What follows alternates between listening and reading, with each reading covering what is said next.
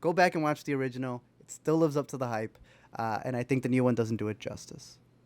Which I guess is also my review, Zach, for the new Disney Pixar Lightyear. Now, you loved this movie, man. Turns out you're not the big Woody fan. I thought it was fine.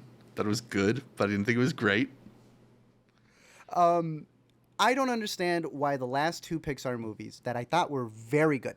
Turning Red, I think you enjoyed just as much as I did. That's Soul, my favorite Pixar movie in a while. and those weren't in theaters. Yeah. Those weren't going to sell as much toys as Lightyear was. And my phrase has been going, the only infinity to beyond that they wanted was the infinity dollars, the amount that they could make with everything they're going to do with this.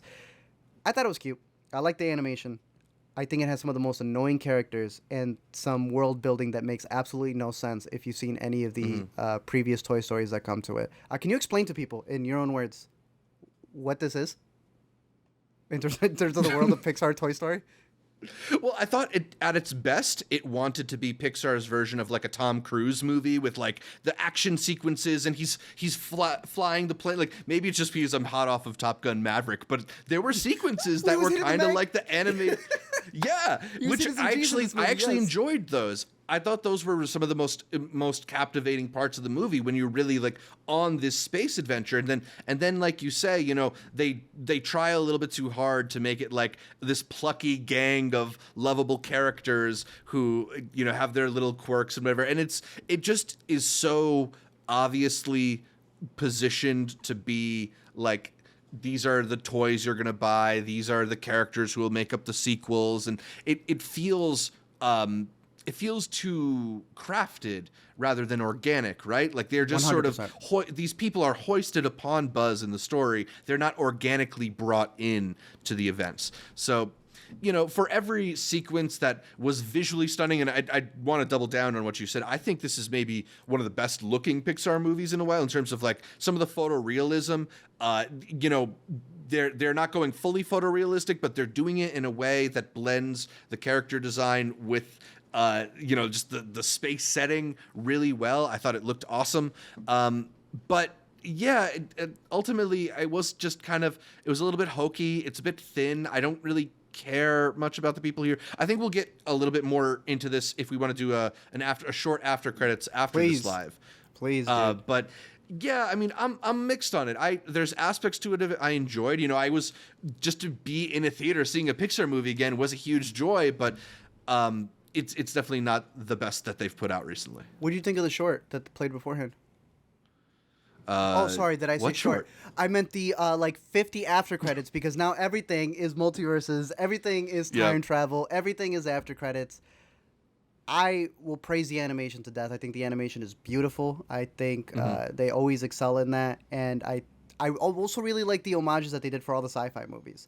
My mean self would say that this is nothing but a remix of every classic thing that you've ever seen. You could stop every single moment that they have. The movie has nothing original in that sense. It's the same story of the toy and what it goes through, and all the sci-fi stuff is stuff that you've seen in like all of your favorite space movies before.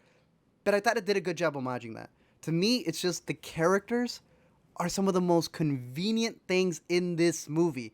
I actually really like the voice acting. I like the relationship that Buzz has with Izzy, and then with what would have been her grandma. I like the sequences with. It's not Keke Palmer's fault. No, her and Adubo, they do a fantastic job with the voice acting. Chris Evans, I'm split on though. I'm very split, and it could just be because I'm so used to Tim Allen. I think Tim Allen says the "To Infinity and Beyond" line better than he does. 100%. But Chris kills that "not today, Zerg" line like crazy. So I'm a big fan of the way that he does that. I feel like the story of Buzz trying to learn his lesson of how, you know, there are people who make mistakes is so in the forefront that you then get annoying characters like Taika's, who just because he makes mistakes, you forget that you continuously see him going through that, and it just becomes a nuisance in my mind. I'm also tired of Taika. I didn't think I would say that, Zach. In 2016, you would have told me that would have been like just done with him. My theory is that Taika won the screenwriting Oscar, and since then, he has not cared to do anything since. He himself has called out that he is a terrible actor. When he's director Taika, he thinks actor Taika is terrible. And he also said screenwriter Taika hates both director Taika and actor Taika. I am tired of seeing him do the most annoying performances in these movies. Free Guy, I did not hate, but I did hate him going in there to improv. I don't know, dude. That Taika Waititi shtick is just very, very tired at this point. It's old, bro. It just kind of feels like a copy of the things that he's been doing, and I don't know. Like, I'm definitely tired of it. But it's for a new audience. It's for kids, so maybe they'll appreciate it. I don't know. Why'd Andy not have this toy right here, bro? If I was Andy, I would have had that cat. I don't even like cats. Oh, yeah. I would die for Socks. How is Socks not part of the collection? He's a cheat code. What dude. kind of... You know how Hollywood loves putting cats in there. Anytime this cat said anything, it annoys me how easy of a cheat code it is for people. But I just kept being confused. I was like, why would he not have this? And I've heard the explanations that they have. Did not make sense to me. Yeah. No, yeah. It doesn't... I mean, that's the thing. Like, I was also, like, when Socks first shows up, you kind of roll your eyes because you see the strings being pulled. But it's a combination of, like, they are just pretty funny with that character in particular. Yeah. And I want to shout out Peter Sohn, who is in one of the artists at Pixar, one of the directors. I think he co-directed The Good Dinosaur. But where I think he really excels is as a vocal artist, because this isn't his first iconic Pixar character. He's Emile from Ratatouille, and he's so squishy. Funny in both these roles. Yes, sir. He's also squishy in Monsters University, and I was listening up on him. What's the little kid's name in Up? Oh, he's modeled. Shoot, what's the little kid's name? He's modeled after him. He did the voice, but he was too old to do it. Yeah. So I agree with you.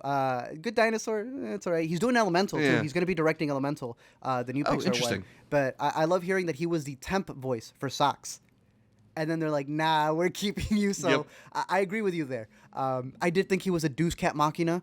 It just comes in to do anything that needs to be done. But yeah, Peter Sohn definitely killed it in that voice. And like I said, I thought Keke Palmer does great in her role. I think their relationship and how it compares to the relationship he had with the mom, or grandma, was pretty cool. But overall, I think it's worth the rent it. The only reason I would say go to see it in theaters is, I don't know if you heard, they created virtual IMAX cameras for this thing. So there are supposed to be scenes that are shot like not even in 1.9 but 1.43. I don't think it's the most crucial thing to go have to spend the extra money on it, but I don't know. I think people have gotten. It's a good looking movie. It's a beautiful looking movie. I don't love the characters, but damn, do I love the design of it. I still just think it's pointless. Do you think we're gonna get a Woody one? Are we gonna get a Woody prequel? Woody Red Dead Redemption?